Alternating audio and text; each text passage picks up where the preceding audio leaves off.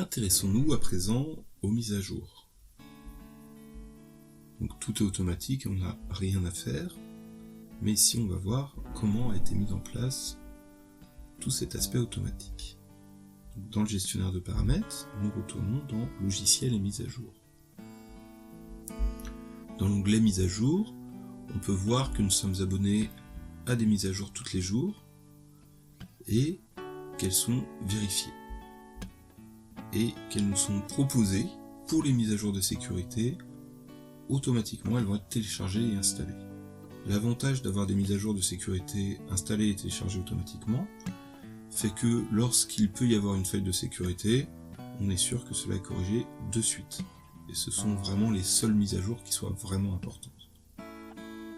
Lorsque l'on essaye d'éteindre son ordinateur et que la mise à jour de sécurité est en route, l'ordinateur nous empêchera d'éteindre, soit en grisant des boutons, qui fait qu'on ne peut pas cliquer dessus, soit en nous indiquant quelque chose. On voit que pour les autres mises à jour, elles sont affichées une fois par semaine.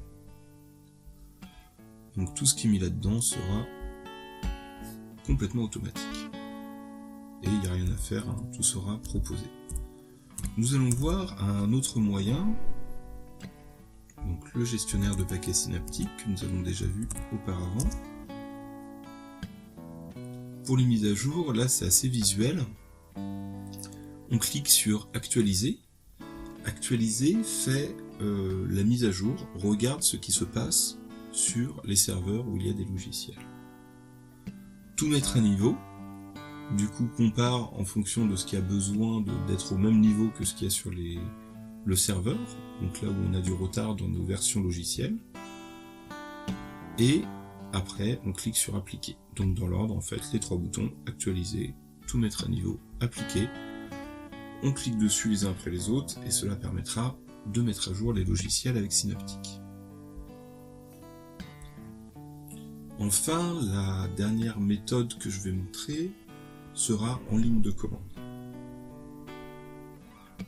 Donc nous allons taper la commande suivante, sudo apt-get update, donc sudo le super utilisateur qui fait, super utilisateur do, apt-get, nous allons chercher avec apt à faire une mise à jour.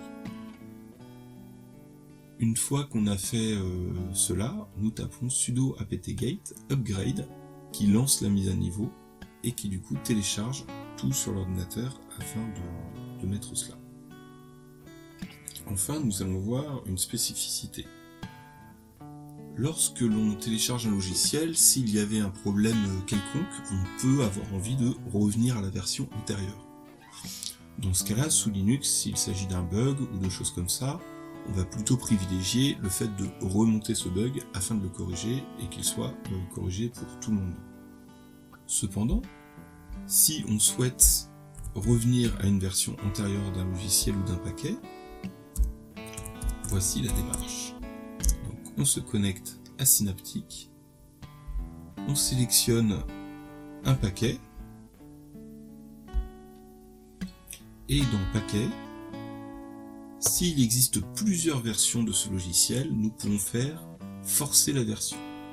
Ainsi, en cliquant sur forcer la version, plusieurs versions vont être proposées et nous pouvons revenir à une version antérieure.